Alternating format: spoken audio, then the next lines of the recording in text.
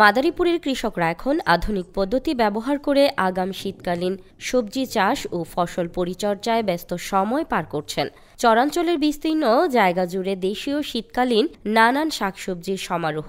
উর্বর জমিতে মাথা তুলে দাঁড়ানো ফসল বাতাসে দোল খাচ্ছে। কোথাও আবার সবজি খেতে সার দিচ্ছেন চাষি, কোথাও আবার পরিষ্কার করছেন আগাছা। আর মাত্র মাসখানেকের মধ্যে স্থানীয় বাজারে উঠতে শুরু করবে দেশীয় শীতকালীন নানান শাকসবজি। মাদারীপুর জেলার পদ্মা আড়িয়াল খাঁ নদীর চরাঞ্চল সহ আশেপাশের এলাকাগুলোতে নানান জাতের বেগুন, মূলা, ফুলকপি, বাঁধাকপি, পালং শাক, লাল শাক, ডাঁটা শাক, ধনিয়া পাতা চাষাবাদ করছেন তারা। সবজি যদি ফলন করে তাহলে লাভবান, না যদি যে বৃষ্টির কারণে অনেক ফসল মারি গেছে এখন তার লাভবান নেই।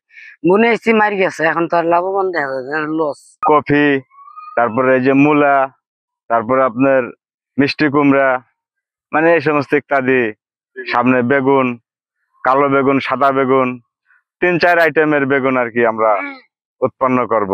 এই সমস্ত সবজি সূর্যনগর, মালিকগ্রাম, ভাঙ্গা আমরা পাইকারি বেচাকেনা করি, এক এক সময় এক এক দাম বাজারজাত। যুক্তরাষ্ট্রের 1 নম্বর জিম চেইন গোল্ড জিম এখন আবারও বাংলাদেশে। বসুন্ধরা আবাসিক এলাকা ও বসুন্ধরা সিটি শপিং মলে একই জমিতে একাধিক শাক সবজির চাষাবাদও করছেন কেউ কেউ। লাল শাকের জমিতে একই সাথে বেগুনের আবাদ করছেন অনেকেই। চরাঞ্চলের এই সকল চাষিরা দীর্ঘদিন ধরেই শুধুমাত্র চাষাবাদের উপর নির্ভর করে জীবিকা নির্বাহ করছেন। সারা বছরই মৌসুমী সবজির চাষাবাদ করেন তারা। এখন আমরা বেগুন করছি, বেগুনের চারা হবে একটু বড় হয়েছে, বুঝছেন, শীতেই আসবো। আর এখানে বিক্রি হচ্ছে কিছু লাল শাক আর কিছু পুঁই শাক আর কিছু ডাটা আর কি। ফসল হলে বিক্রি হলে লাভ হয়, কিন্তু লাভ হওয়ার পরে মানে দুর্যোগের কারণে মানে অনেক ক্ষতিগ্রস্ত হয়ে গেছে, বুঝছেন। এবছর লাভের অংশ দেখা যাইতেছে না। উপজেলা কৃষি অফিস সূত্রে জানা গেছে, চলতি মৌসুমে উপজেলার 1700 হেক্টর জমিতে গম, 750 হেক্টর জমিতে চীনাবাদাম, 1570 হেক্টর জমিতে মসুর ডাল, 3600 হেক্টর জমিতে পেঁয়াজ, 27 হেক্টর জমিতে রসুন চাষ করছেন। এছাড়াও কালিজিরা চাষ করা হয়েছে 1500 হেক্টর জমিতে, ধনিয়া 1300 হেক্টর জমি এবং 1000 হেক্টর জমিতে নানান রকম শাকসবজি চাষের লক্ষ্যমাত্রা নির্ধারণ করা হয়েছে।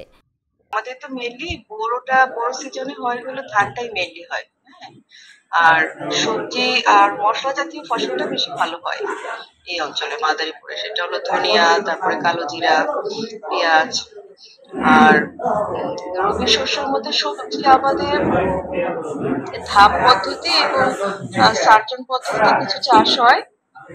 আপনারা যে লাউ, তারপর হলো করলা, শসা, এসব আর কি, যেটা আপনার ইনসেক্টিসাইড কম ব্যবহার করা হয়। চরাঞ্চলের এই উর্বর জমিতে শীতকালীন সবজি চাষ এখন শুধুই জীবিকার উপায় নয়, অনেকের কাছে এটি সম্ভাবনার নতুন দিগন্ত খুলে দিয়েছে।